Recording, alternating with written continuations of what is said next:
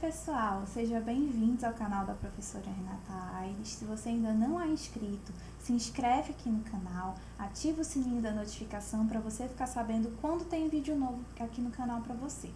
Hoje a gente vai dar seguimento ao nosso projeto 10 dias de RESMULT e vamos iniciar o primeiro bloco de questões falando sobre as questões de legislação do SUS da Universidade Estadual do Pará, tá certo? Então, antes da gente começar, eu já vou te adiantar que essa banca, ela tem algumas peculiaridades. Lembra que eu falei no vídeo anterior? Se você não assistiu, vê lá na nossa playlist o vídeo anterior. Você precisa conhecer a banca que você está lidando. E eu já fiz uma parte do dever de casa para você. Eu vou te falar qual é o perfil da banca da Universidade Estadual do Pará. A gente tem que lembrar que a UEPA, ela está situada na região amazônica, onde a gente tem uma prevalência de doenças endêmicas. Então, a banca tem uma predileção por tratar de questões que envolvam principalmente a atenção primária à saúde e as doenças endêmicas da região. Então, você vai ver muitas questões sobre tuberculose, hanseníase e também doenças crônicas, como hipertensão, diabetes. A banca também gosta de falar muito sobre as políticas da atenção básica. Outro ponto muito necessário de você saber é que as questões de legislação do SUS não são questões extremamente elaboradas, são questões que querem saber se você minimamente conhece a banca, conhece um pouco da legislação, tá? Então, invista, se você quer fazer prova para essa banca, invista em estudar as políticas de saúde, tá? Então, você vai acompanhar comigo durante esse primeiro bloco todas as questões de legislação do SUS e no bloco seguinte a gente vai entrar na parte específica de enfermagem, tá certo? Então dá o like aí no vídeo, se inscreve, envia para os seus amigos que querem fazer residência para essa banca, para a banca da Universidade Estadual do Pará e já tem em mente que essa banca, a banca que elabora a prova de residência da UEPA, ela faz uma única questão para todas as ênfases, para todas as ênfases de enfermagem. Então, é muito válido que você veja essa correção. Se você ainda não viu a prova, aqui na descrição do vídeo vou deixar para você a prova. Resolva as questões antes e depois vem comigo acompanhar a resolução das questões, tá certo? A cada tempinho, a cada um intervalo, eu vou te sinalizar para você dar uma pausa no vídeo, tomar uma água, para a gente dar continuidade, para a gente otimizar o seu aprendizado, né? A sua absorção de conhecimento, tá certo? Então, vamos comigo, vamos começar aqui as nossas questões. Primeira questão, vou pegar aqui minha canetinha. Primeira questão, ela vai falar justamente sobre a história, né, do Sistema Único de Saúde. Então, você precisa ter em mente que o Sistema Único de Saúde, ele não surgiu do além. A gente tem alguns marcos que vão determinar que aconteceram, né, que foram marcando o surgimento, aquilo que foi construindo o surgimento do Sistema Único de Saúde. E isso começou desde lá da colônia, da época do Brasil colônia, tá? Então, lá no Brasil colônia, nós já tínhamos algumas características que são cobradas em prova. Depois disso, a gente passou pelo Brasil República, a gente passou pela era da ditadura, a gente passou por diversos aspectos históricos que vão impactar, de certa forma, o sistema, a criação do SUS. Né? Então, todo esse período de tempo, até a criação do Sistema Único de Saúde, você precisa ficar de olho, você precisa estudar, você precisa conhecer esses marcos históricos, tá certo? Então, vamos ler. Em 1985, com a eleição indireta para presidente da República, encerra-se o regime militar no Brasil. O regime militar no Brasil, ele está relacionado a alguns aspectos que você vai perceber quando você for estudar comigo. A gente vai ter uma aula aqui no canal falando sobre isso. Você vai perceber que durante o regime militar nós tínhamos um modelo de saúde que era hospitalocêntrico, centrado na medicina curativa. Era um modelo que foi marcado, né, pela corrupção,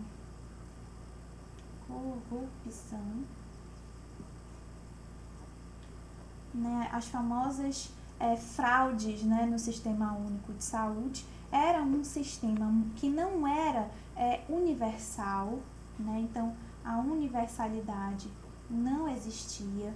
existia uma forte repressão, e aí, nesse contexto de regime militar, nesse contexto onde o sistema de saúde era excludente,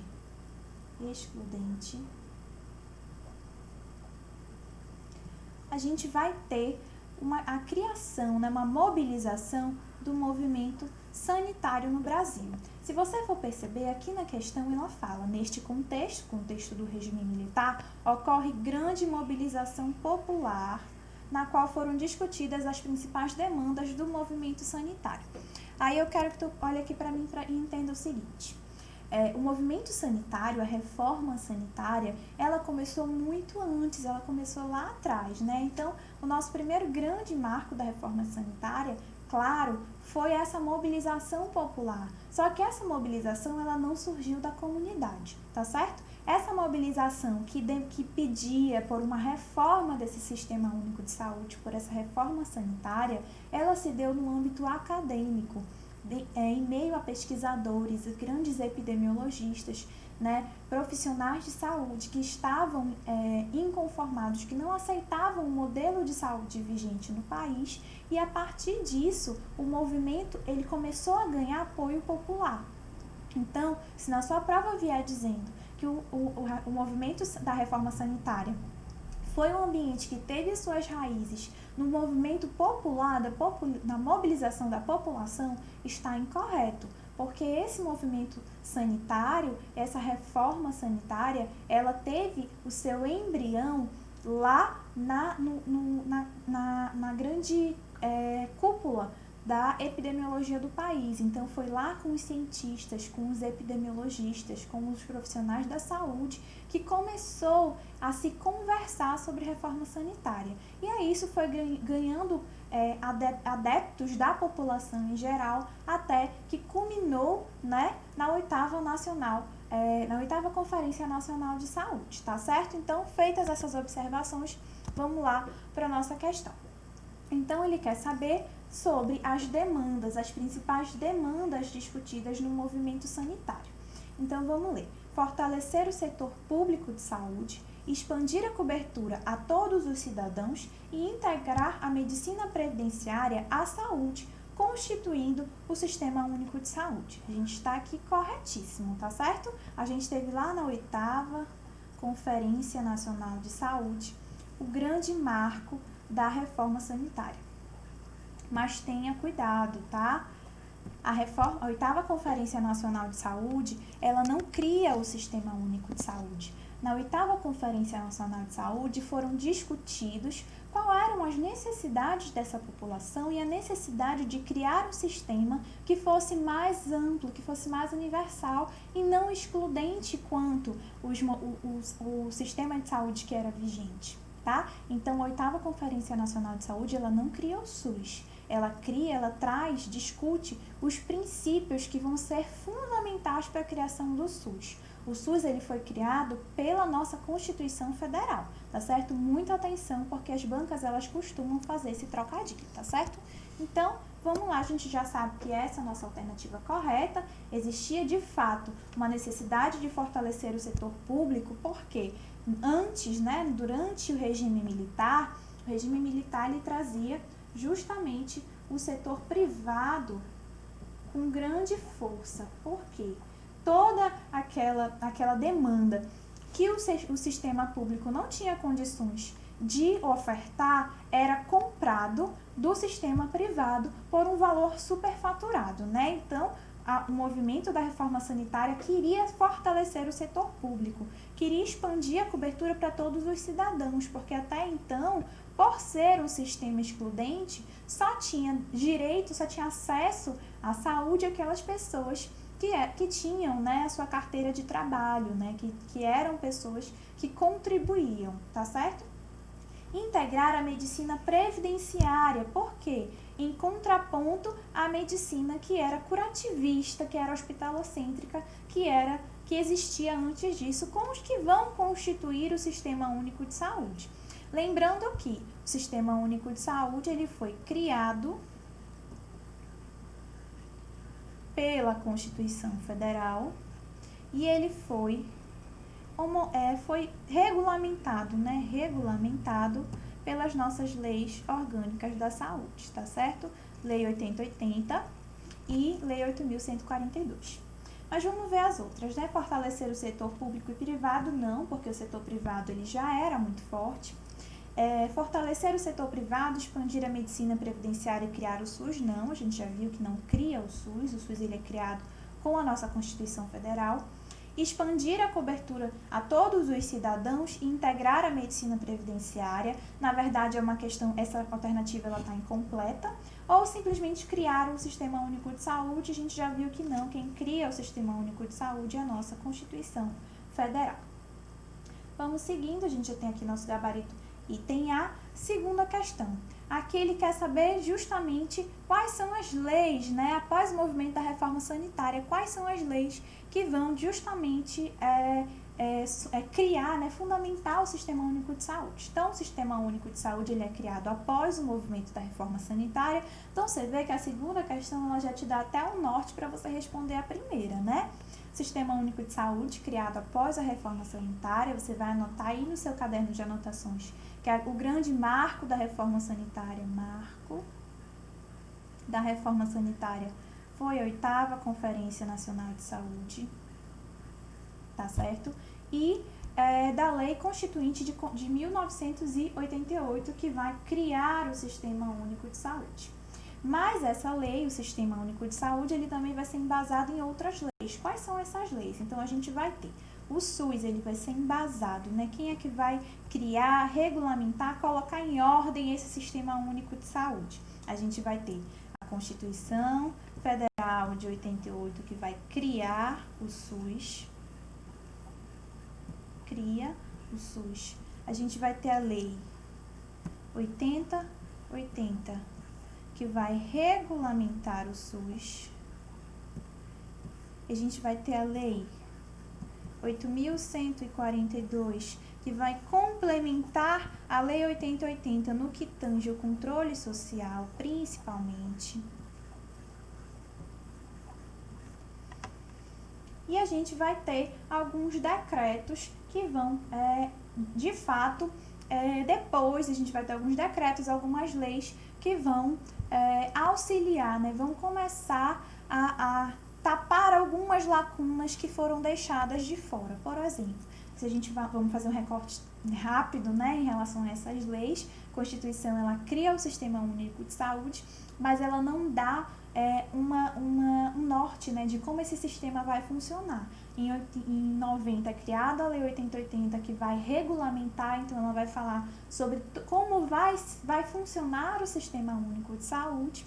Essa lei, se você pegar a lei original, ela tem várias mensagens de veto pelo presidente da época, e aí essas mensagens de veto são justamente as que no mesmo ano depois, numa lei seguinte, foram aprovadas, que é a Lei 8.142, que vai tratar justamente basicamente sobre controle social, como é que vai ser repassado os fundos para o funcionamento do Sistema Único de Saúde, tá? Em relação a municípios, estados, tá certo?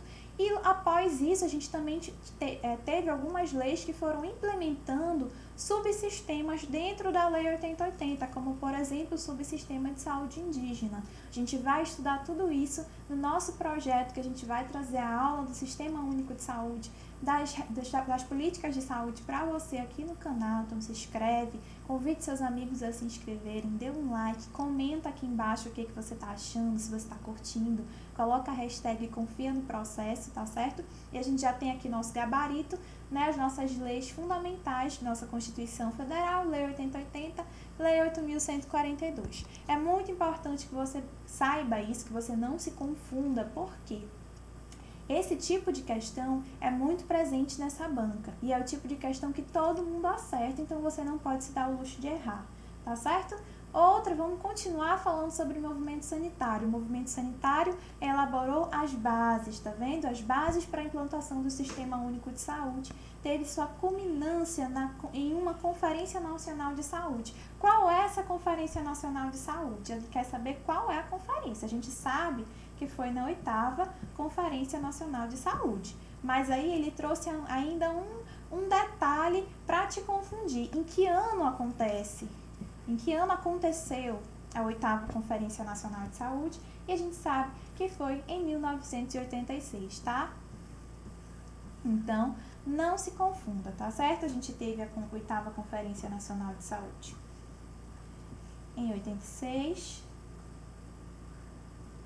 Logo depois, em 88, tivemos a nossa Constituição Federal que cria o SUS. Em 90, nós tivemos as leis orgânicas da saúde que vão regulamentar o Sistema Único de Saúde. Então, aqui a gente vai ter a ideia sendo criada, a ideia sendo lançada. Aqui a gente vai ter a criação do SUS. E aqui a gente vai ter a regulamentação.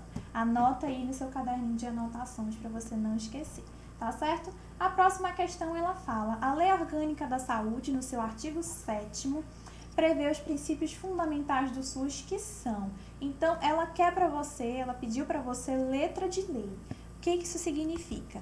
A gente traz para você as tendências das bancas, a gente traz para você um resumão, mas você precisa fazer seu dever de casa, você precisa conhecer a legislação, você precisa ler a legislação, tá certo? Não só a legislação, você precisa ler as políticas, você precisa ler os cadernos, você precisa conhecer. Essa prova teve uma peculiaridade de trazer muito Ctrl+C e Ctrl+V do que está escrito lá nas leis e nas políticas. Se você não tivesse lido anteriormente, previamente, você poderia ter se confundido, tá certo? Então, aqui ele trouxe para ti qual é o referencial teórico que ele usou. A Lei Orgânica da Saúde, a gente vai considerar essa lei orgânica como sendo a Lei 8080, tá certo? E ela perguntou lá no seu artigo 7º quais são os princípios fundamentais. Então, a gente vai ter lá no artigo 7º, que fala sobre os princípios e diretrizes, a gente vai ter todos os princípios. Detalhe, a gente vai ter princípios que, se você pegar o documento ABC do SUS, você vai ter lá princípios que são princípios doutrinários,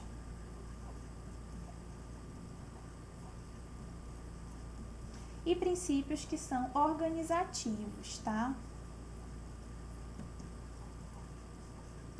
A dica que a gente tem é que todos os princípios doutrinários, eles começam com vogal. E os princípios organizativos, eles começam com consoante. Agora tem uma outra grande pegadinha, tá certo? A gente aprende, eu não sei vocês, mas eu aprendi que os princípios doutrinários do SUS eram 3: universalidade, equidade e integralidade. Mas se você olhar bem aqui na legislação 8080, a gente não vê a equidade listada como um princípio fundamental do SUS. A equidade, você vai encontrar ela neste documento, no ABC do SUS. Eu vou deixar para você o link para esse documento aqui na descrição do vídeo, tá certo? Mas quando a gente pega a Lei 8080, e isso pode ser uma pegadinha muito grande, a gente vê a palavra integralidade, universalidade, e a gente vê a igualdade. Essa igualdade, se você não leu a legislação, se você não conhece essa lei, se você nunca ouviu falar, por exemplo, que a equidade, ela está lá no ABC do SUS, se você visse na sua alternativa a palavra igualdade, você ia automaticamente riscar e está incorreto, tá certo? A gente tem sim a igualdade lá na nossa legislação. E aí a gente vai ter a universalidade, integralidade, a preservação da autonomia das pessoas, a igualdade de assistência sem preconceitos ou privilégios, o direito à informação, a divulgação de informações quanto ao potencial dos serviços e a sua utilização pelo usuário, a utilização da epidemiologia para o estabelecimento de prioridades, alocação de recursos e orientação programática, a participação da comunidade, a descentralização político-administrativa com direção única em cada esfera do governo. O que isso significa? A gente vai repassar as responsabilidades para os entes federativos, então a gente vai ter as nossas direções. Então, no âmbito da União, a direção vai ser exercida pelo Ministério da Saúde.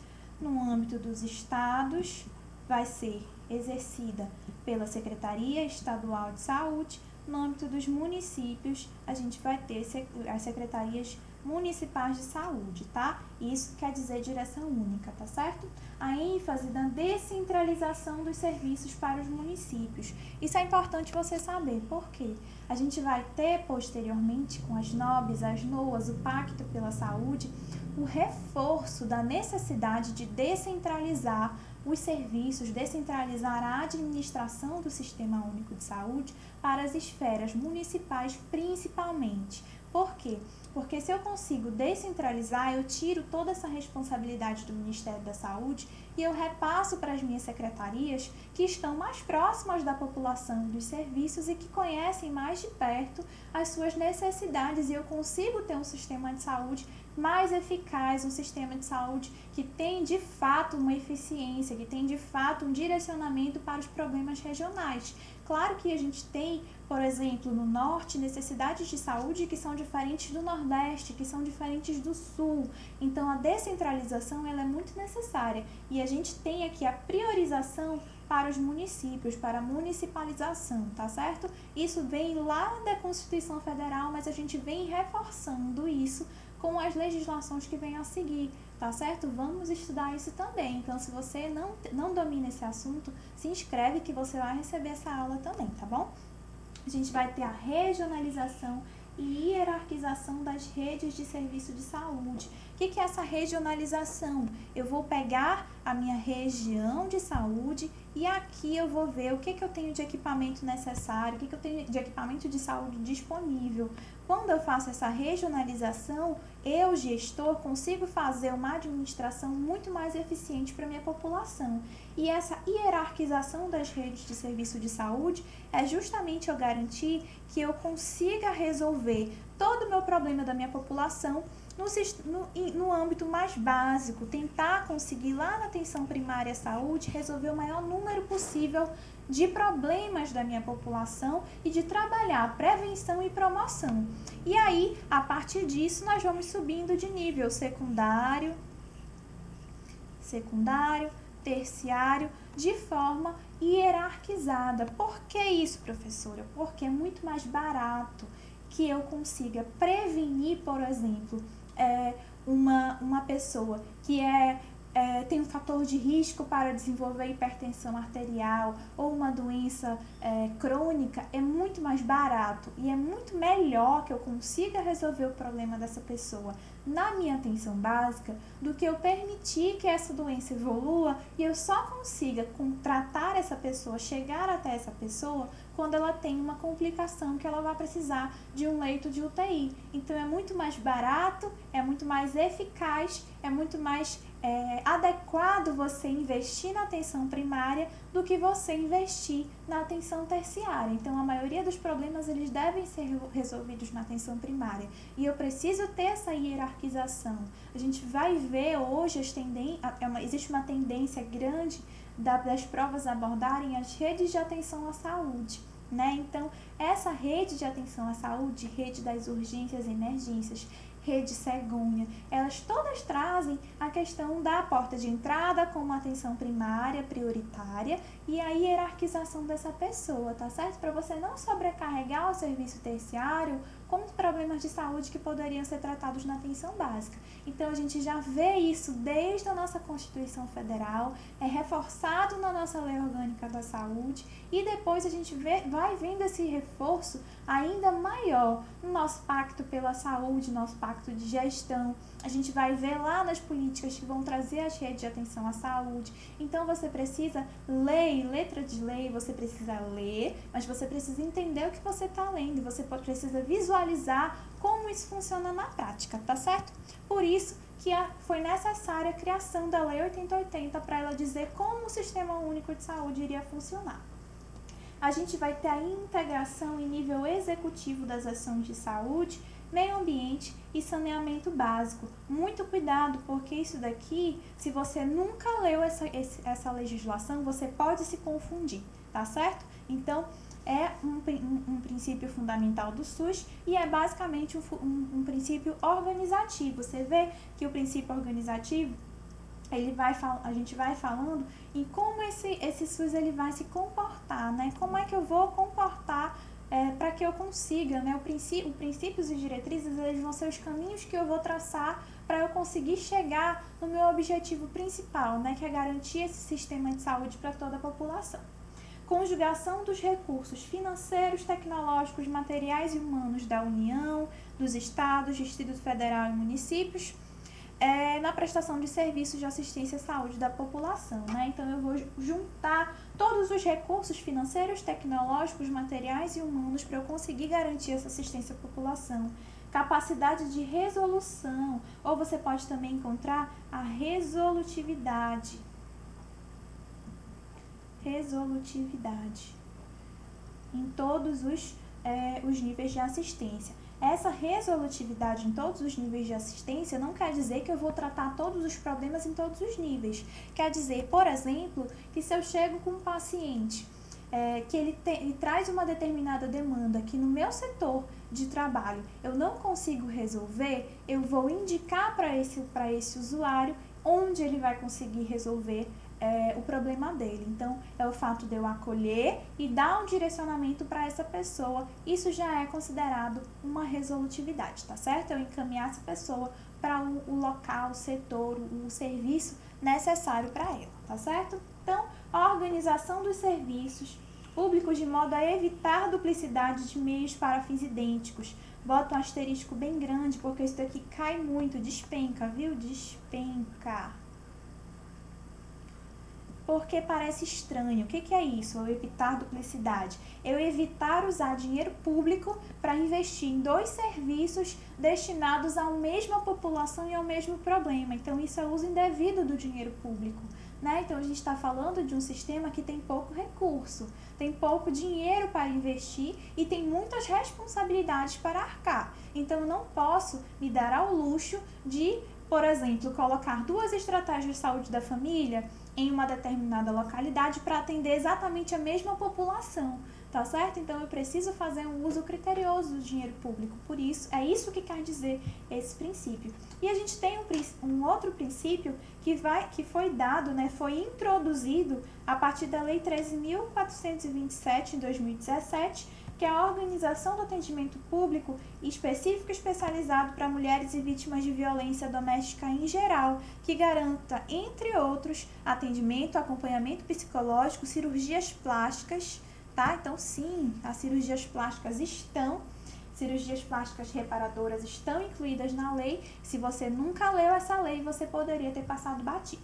Então, agora que a gente já conhece os princípios e diretrizes que estão listados para a gente vai verificar o nosso gabarito da questão. Então, vamos lá, de acordo com o artigo 7º, né, os princípios fundamentais do SUS a gente vai ter aqui justamente a universalidade, integralidade e regionalização. A gente não vai ter equidade, tá bom? Então, essa questão é uma questão pegadinha, tá? A nossa mãozinha vai coçar para a gente marcar essa questão aqui, mas a equidade, ela não está descrita no artigo 7º.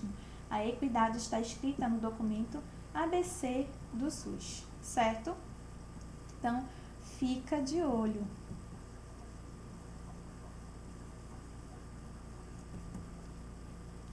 Seguindo, vamos falar agora sobre Política Nacional de Imunização. Então, vamos lá.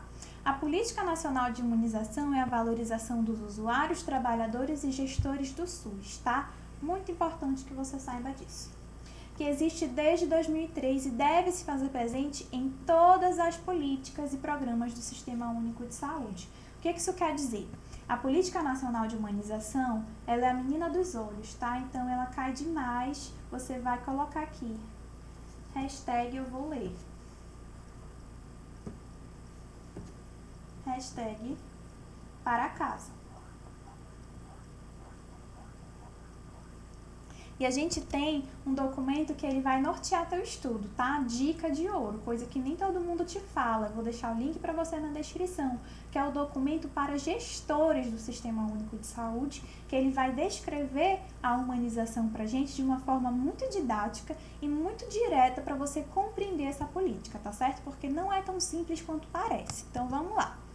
A gente tem que, na política de humanização, a gente vai ter 3 pessoas, 3 figuras envolvidas, os usuários, os trabalhadores e os gestores.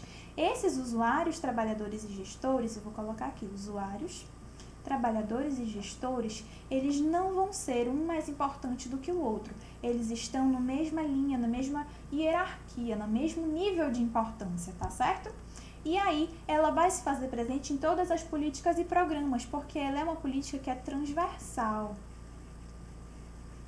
Ela vai perpassar, ela vai perpassar por todo o Sistema Único de Saúde, tá certo? E ela vai ter princípios, tá? Essa questão, ela foi anulada. Minha borrachinha. Essa questão, ela foi anulada. Por que ela foi anulada? Vou te explicar, muito simples. Ela não trazia nenhuma alternativa correta, tá certo? Por isso que eu disse para você, é difícil você estudar a Política Nacional de Humanização, tá certo? Por quê? Porque a PNH, ela vai se estruturar a partir de princípios, método, diretrizes e dispositivos. E aí, essa questão trazia justamente os princípios, tá certo? Então, quando você for estudar, você vai estudar por esse documento para gestores.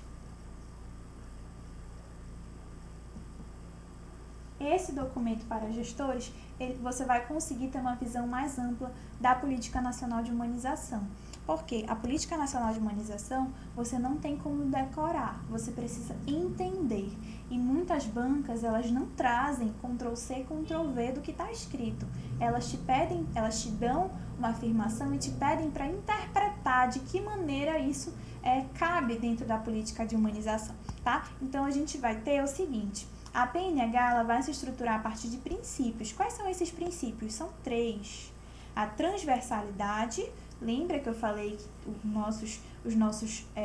as nossas figuras, usuários, trabalhadores e gestores, eles estão no mesmo nível de importância? Pois então, indissociabilidade entre atenção e gestão. Eu não posso separar o trabalhador do gestor. Esse gestor, ele tem que estar o tempo todo dentro dessa política. A gente fala dessa cogestão, né? Dessa cogestão, da gestão porta aberta, tá certo? O gestor não é mais um líder, não é visto como um líder, mas ele é visto como um parceiro, como um igual, tá certo? E aí, esse profissional de saúde, esse trabalhador, ele precisa estar feliz no seu ambiente de trabalho, ele precisa ter a liberdade para tratar dos assuntos com a gestão sem medo de retaliação. Tá? Parece um pouco utópico, mas a gente está falando aqui de concurso, do que está escrito. A gente não está falando da realidade. A gente sabe que a realidade é diferente. Mas para a sua prova, você vai esquecer da realidade e você vai focar aqui no que está escrito dentro da nossa legislação. Vai falar também sobre o protagonismo, corresponsabilidade, autonomia dos sujeitos e coletivos. Então, esses vão ser os princípios que vão ser tratados pela PNH, e você vê que a gente não tem isso aqui escrito, tá certo? A gente não tem isso dentro das alternativas das questões, tá certo? Além disso, a gente vai ter o método, as diretrizes e os dispositivos. Quando a gente tiver nossa aula de PNH aqui no canal, vou falar para você de cada um desses aspectos, tá certo? Mas aí você vai entender o seguinte: quando você for estudar, né? O princípio é aquilo que eu quero, né? A minha meta, meu ideal, tá certo? Meu ideal. Tá? As minhas diretrizes é como se fossem os meus objetivos, tá? Meus objetivos. E os meus dispositivos vão ser os meus instrumentos que eu vou utilizar para eu atingir esse que eu quero, tá? Essa é a minha meta, tá? Vamos seguir em frente, então? Agora, você vai tomar uma água, dá um pause agora no vídeo, clica aqui no like, no joinha, se inscreve no canal se tu ainda não é inscrito, bebe uma água, vou beber a minha na minha caneca da professora. E aí a gente vai continuar. Porque é importante a gente fazer essa pausa, você precisa oxigenar seu cérebro. As pausas programadas, as pausas sequenciadas, né, elas te ajudam a organizar a sua cabeça, a oxigenar o seu cérebro e a armazenar mais informações. Então, agora que você já deu o seu pause, agora dá play de novo para a gente continuar aqui com a sexta questão. Então, vamos lá, voltando de novo para a Constituição Brasileira, no seu artigo 196. Quando a gente fala de Constituição Federal, você vai encontrar lá no meu Instagram, eu vou colocar para você um resumo, tá? Um resumo no meu Instagram, que se você ainda não me segue, @profa Renata Aires. Tá certo? Eu vou colocar para você um resumo do que cada artigo da Constituição vai falar, tá certo? Isso é importante porque isso cai demais em prova. Então, vamos lá, no artigo 196, ele vai definir a saúde. Então, ele vai usar a definição de saúde como um direito de todos e dever do Estado. Isso é importante, tá certo? Saúde, direito de todos e dever de Estado, que vai ser garantido mediante políticas sociais e econômicas que visem a redução do risco de doença e de outros agravos, ao acesso universal e igualitário às ações e serviços para sua promoção, proteção e recuperação da saúde. Isso daqui, ó, foi Ctrl+C, eita, escrevi todo errado. Deu uma desorientada aqui, ó, prof. Ctrl+C, Ctrl+V, tá? Do artigo 96, tá? É basicamente isso daqui, ó. Recortou e colou. E ele quer saber, na prática, o que é que isso significa. Porque você decora o que está escrito lá na legislação, decora a letra de lei, mas você não sabe, na prática, como isso é colocado, tá? Então, é isso que a tua questão quer saber. Na prática, o que é que isso significa? Isso significa a base fundamental para a criação do Sistema Único de Saúde. Qual é a base fundamental? Eu tive minha 8ª Conferência Nacional de Saúde, que foi o nosso marco, grande marco da nossa reforma sanitária, que ela queria o quê? Ela queria que a saúde fosse direito de todos, eu vou botar aqui, conforme eu vou falando, eu vou marcando para você. Ela queria que a saúde, a 8ª Conferência queria que a saúde fosse universal, direito de todos, ela queria que fosse garantida pelo Estado, então ela não queria mais depender da rede privada para ofertar saúde. Ela queria que fosse garantido mediante políticas sociais e econômicas, porque eu não consigo fazer saúde se eu não tiver dinheiro, eu não consigo fazer saúde se eu não tiver outras políticas envolvidas, se eu não tiver saúde, se eu não tiver educação, se eu não tiver segurança pública, se eu não tiver saneamento básico.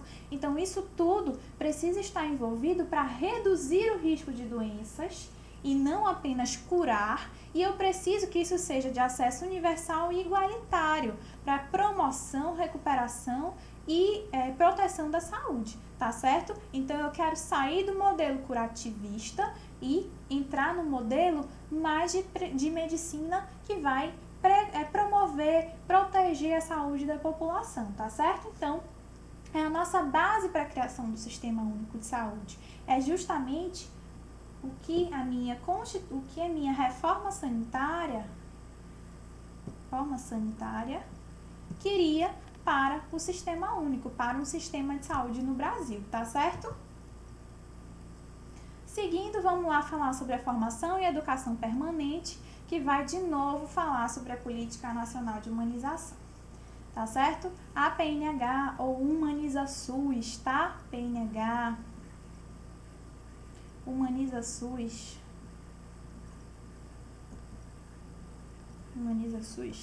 ele vai trazer pra gente diversos aspectos, diversos temas prioritários, tá? Então, você precisa conhecer, certo? Então, eu trouxe pra você aqui,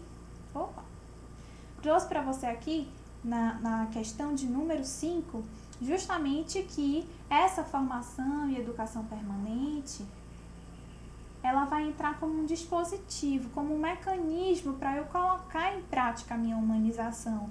Lembra que eu falei que o trabalho, né, todo o contexto, ele precisa ser transversal, ele precisa ser igualitário entre trabalhador, usuário e profissional e gestor? Então, quando a gente fala em formação e educação permanente, a gente está falando da valorização do trabalhador.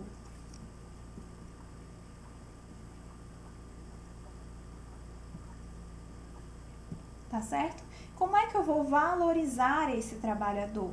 Justamente se a gente for ver aqui, ó, mobilizar gestores e trabalhadores para a educação e saúde, promover a alimentação adequada e saudável aos servidores e gestores e usuários, incluir práticas corporais e atividades físicas nas ações, mobilizar, sensibilizar e promover capacitação para gestores e trabalhadores de saúde para o desenvolvimento de ações de educação e saúde, promover o enfrentamento do uso abusivo de tabaco e do álcool. Se você ler lá no nosso documento que eu indiquei para você, o documento para gestores, é o documento base, né, para gestores do SUS, sobre a PNH, você vai ver justamente aqui que quando a gente fala de formação e educação permanente como um tema prioritário, eu vou ter justamente a mobilização, a sensibilização, a capacitação, tanto de gestores quanto de trabalhadores para o desenvolvimento das ações de educação e saúde, tá? Nosso gabarito entender. Essa é uma questão que não é uma questão fácil, tá bom? Então, uma questão hashtag, fica de olho, porque é uma questão de você conhecer a PNH. Se você não conhece a PNH, dificilmente você ia conseguir resolver essa questão, porque tudo aqui, a um primeiro olhar, parece, de fato, voltado para a formação e educação permanente, tá certo? Você precisa conhecer e você vai encontrar lá nesse documento base, toda essa explicação, tá certo? Estudar para concursos e residências não é estudar só por bizu, você precisa conhecer a legislação base, você precisa conhecer as políticas, os cadernos que são baseados, tá certo? Oitava questão sobre uma das diretrizes do SUS, que é a participação popular. Para que a sociedade possa participar da formulação de estratégias de ação, do controle e das avaliações das políticas de saúde. Para tanto, deve existir o quê? Isso aí é uma questão batida. Quem vai falar de controle social, que é a mesma coisa, né, da participação popular, vai ser nossa Lei 8.142 de 90. Essa lei ela vai falar do quê? Dos conselhos e conferências de saúde. É o principal mecanismo para a participação popular, para o controle social, mas não é o único, tá certo? Então, muita atenção. É o principal mecanismo de participação popular garantido por lei, é a participação da população nos conselhos e conferências, mas não é a única maneira de se exercer participação popular. Você exerce a participação popular quando você liga para a ouvidoria do SUS, quando você protocola uma denúncia em um hospital, no protocolo de um hospital, quando você liga para a Agência Nacional de Saúde Suplementar e faz uma reclamação. Isso tudo também é participação popular. É você colocar lá na caixinha de sugestões a sua avaliação sobre o seu atendimento. Isso também é participação popular, tá certo? Então, muito cuidado. A gente tem como os principais ambientes para exercer o controle social os conselhos e as conferências, mas eles não são a única forma da população participar, tá certo? Vamos seguir de acordo com a Política Nacional da Atenção Básica. Muita atenção, tá? A gente tem aí a nova PNAB,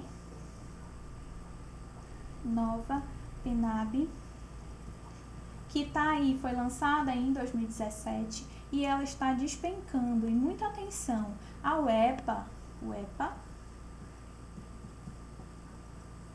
ela tem uma predileção pela Política Nacional de Atenção Básica. Ela tem um amorzinho, pela PNAB, tá certo? Ela exerce de uma maneira, dentro da universidade, eles trabalham a PNAB de uma forma muito apaixonada. Então, você precisa conhecer isso, você precisa saber desses detalhes, porque ela vai aparecer na tua prova e não vai ser só em uma questão, como a gente vai ver, tá? A gente teve mudanças na nova PNAB, tá? Principalmente, a gente tem alguns aspectos que a gente precisa ter atenção. Primeiro, a gente vai ter que a atenção básica e a atenção primária vão ser termos que vão ser equivalentes, tá? Equivalentes. Peraí que a minha letra ficou feia. Vão ser equivalentes. Na nova PNAB, a gente vai ter as definições, as caracterizações das equipes. Isso já foi muito tema de prova. Vai falar sobre os profissionais de saúde. Profissionais, e vai falar sobre a carga horária desses profissionais. Outra coisa, a gente teve uma mudança muito importante na PNAB sobre as atribuições dos agentes comunitários de saúde e dos agentes de combate a endemias. Então, esses são temas que você precisa ficar de olho, porque é muito capaz de aparecer na tua prova, tá certo?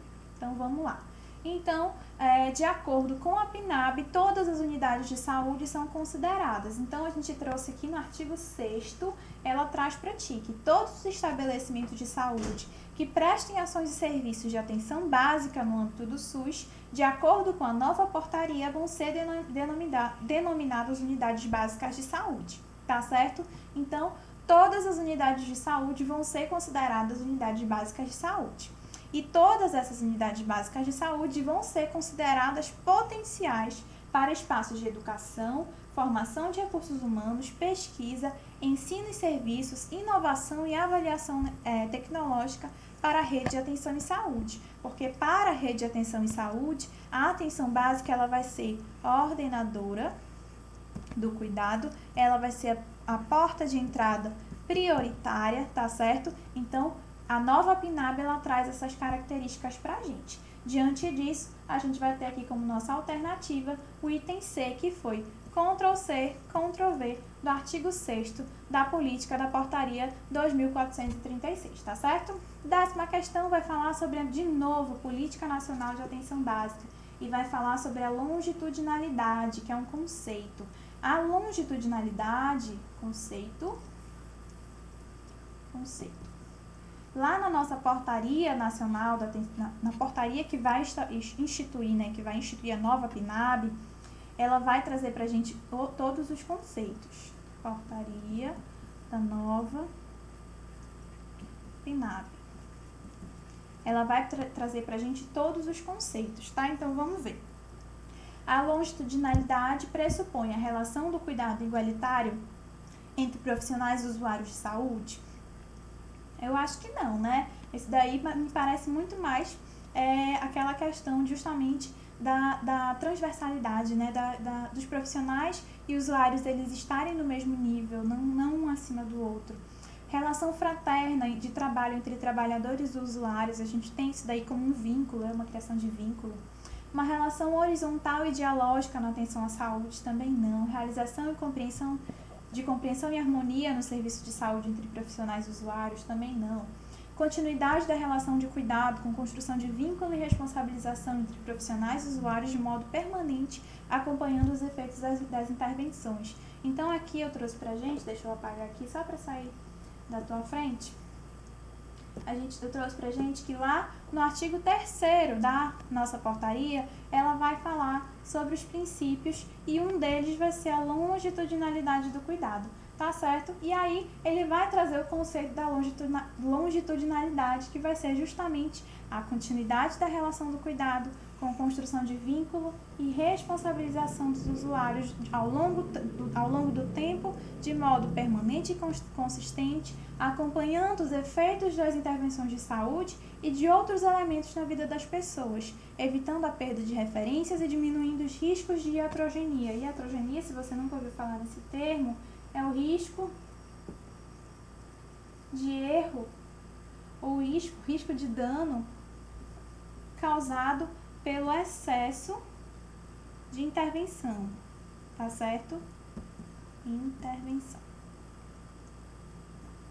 Inclusive, quando a gente fala de prevenção,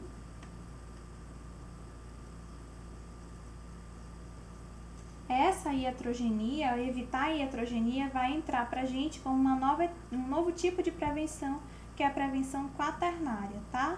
Vamos falar sobre isso na nossa aula, nosso curso gratuito de Sistema Único de Saúde, que vai ficar disponível para você aqui no canal, então se inscreve para você não perder, tá certo?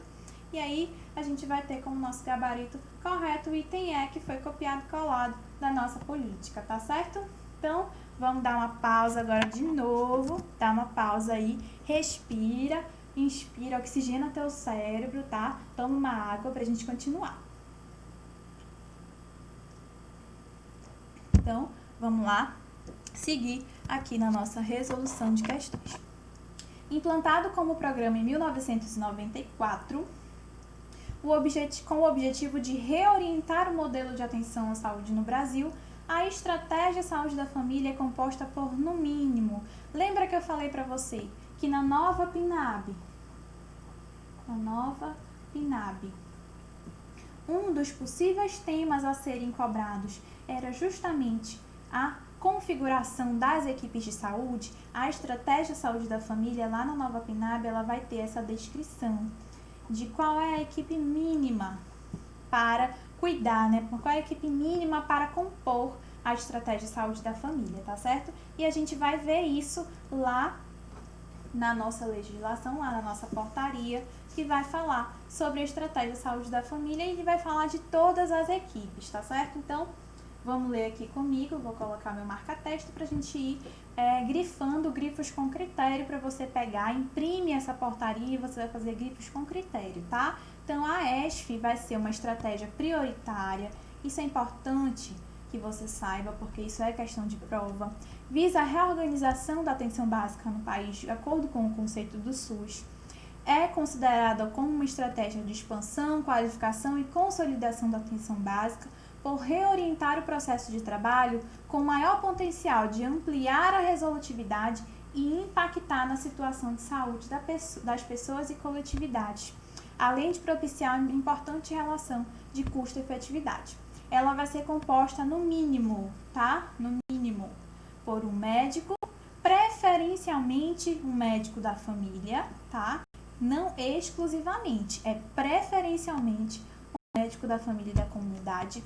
Um enfermeiro, também preferencialmente, essa palavra é importante, é especialista em saúde da família, auxiliar ou técnico de enfermagem e o agente comunitário de saúde, tá certo?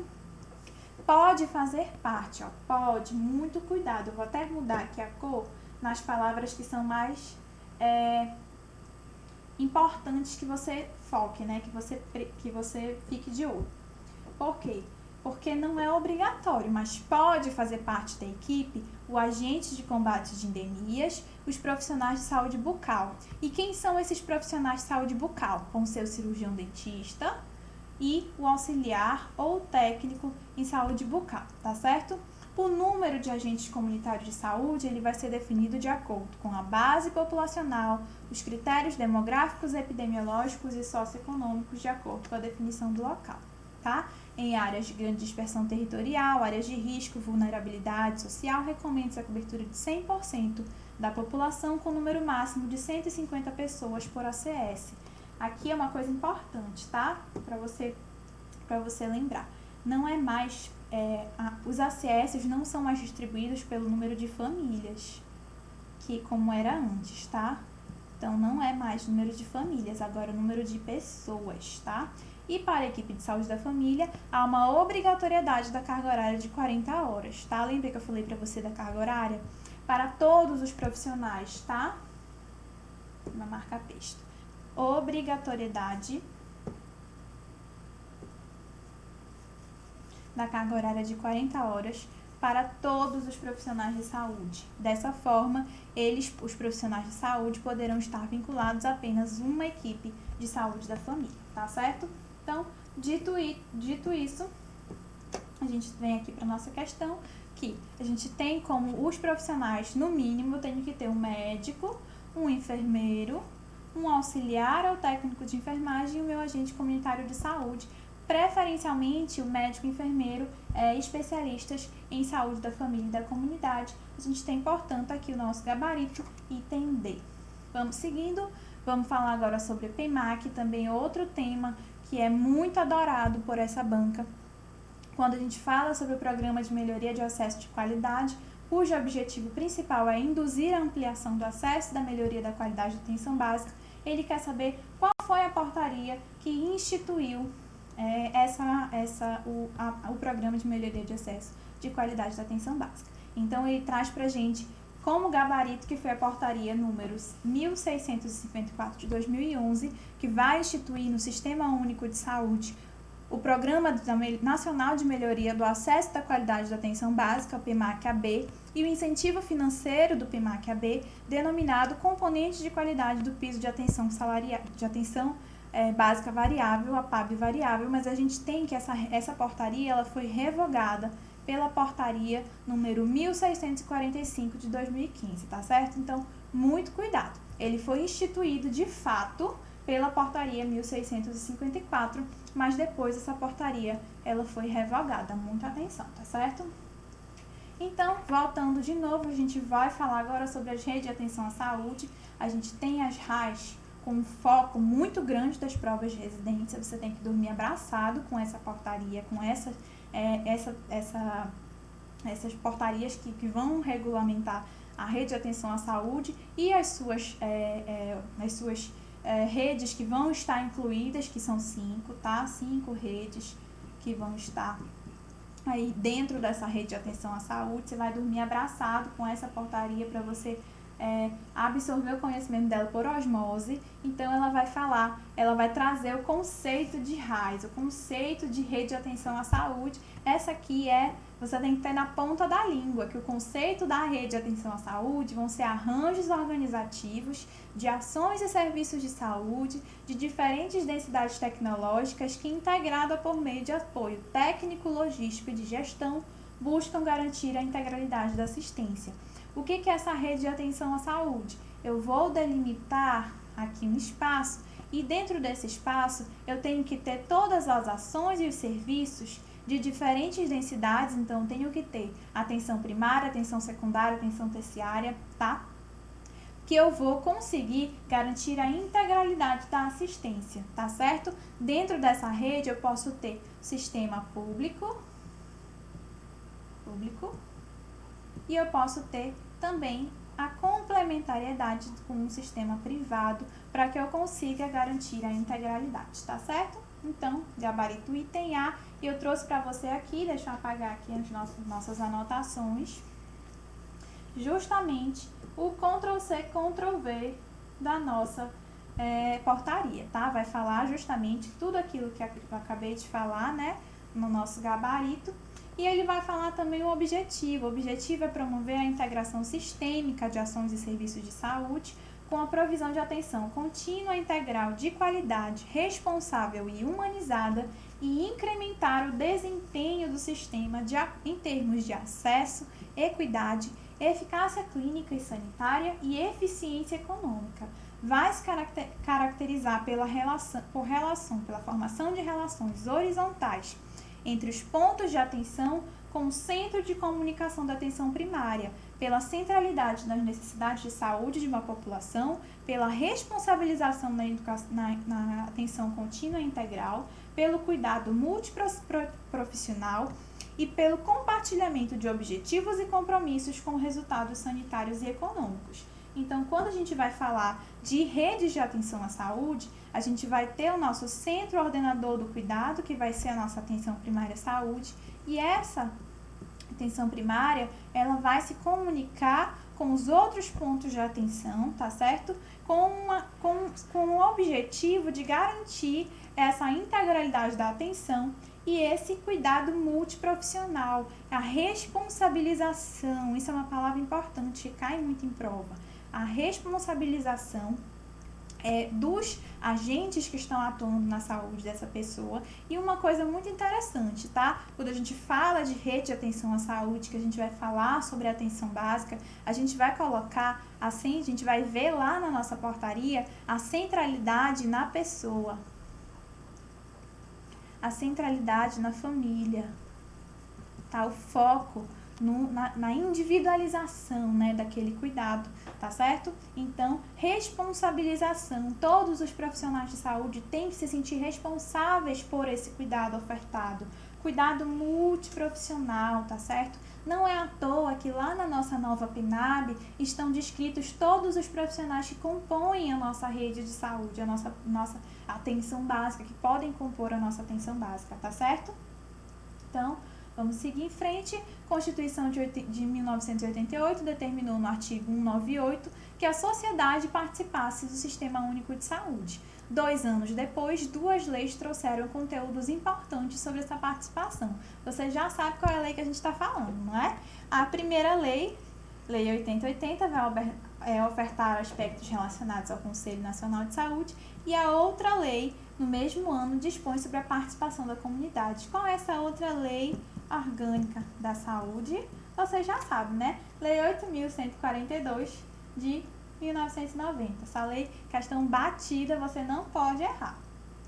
E aí, a gente vem trazendo a resolução número 333 de 2003. Eu vou deixar para você essa resolução aqui na descrição do vídeo. Ela vai aprovar as diretrizes para a criação, reformulação, estruturação e funcionamento dos conselhos de saúde. E ela quer saber quais são as características, tá certo? Então, essa resolução, ela não vai ser muito diferente do que a gente tem lá na nossa Lei 8.142. Lá na nossa Lei 8.142, a gente tem que o Conselho de Saúde, ele é um termo que? Colegiado. Por que colegiado? Porque ele tem a representação, colegiado, ele tem a representação de diversos segmentos, então a gente vai ter lá os usuários, os trabalhadores, os gestores, tá certo? E ele vai ser um órgão permanente, ele não pode ser extinto, ele precisa existir, inclusive, para que o município, para que o estado receba recursos financeiros, e ele vai ser um órgão deliberativo. Ele vai fazer votações em relação, por exemplo, ao orçamento apresentado, né? Não apenas a fiscalização, mas ele delibera, ele vota, tá certo? Então, isso está escrito lá na nossa Lei 8.142, mas a nossa Resolução 333, ela vai trazer isso descrito mais organizado, né? Vai mais destrinchado. Então, vamos ter aqui que o Conselho de Saúde, vou pegar aqui no marca-texto, vai ser um órgão colegiado, desorientou, não desoriente, marca texto, órgão colegiado, deliberativo e permanente em cada esfera do governo, integrante da estrutura básica do Ministério da Saúde, da Secretaria de Saúde dos Estados, do Distrito Federal, dos municípios, com composição, organização e competências fixadas na nossa Lei 8.142, tá certo? Então, a gente já tem aqui como gabarito o item D, tá certo? Essa questão, ela podia pegar os desavisados, né? Você precisaria dar uma pensadinha, né? Você pode ficar com medo de ter mudado alguma coisa se você não leu a resolução, mas na verdade, só se você conhecesse, você só conhecendo a Lei 8.142, você já sabe dizer quais são as características de um conselho de saúde, tá certo? Então, a gente vai terminar esse primeiro bloco por aqui. Eu espero você no nosso próximo bloco de correções, tá certo? Confia no processo, curte aqui nosso vídeo, se inscreve no canal, vai lá no nosso Instagram, @profarenataires. Você pode me encontrar também no aplicativo Spotinf, no Professora Renata Aires, e confia no processo. Vem comigo que a gente vai te colocar na lista de aprovados.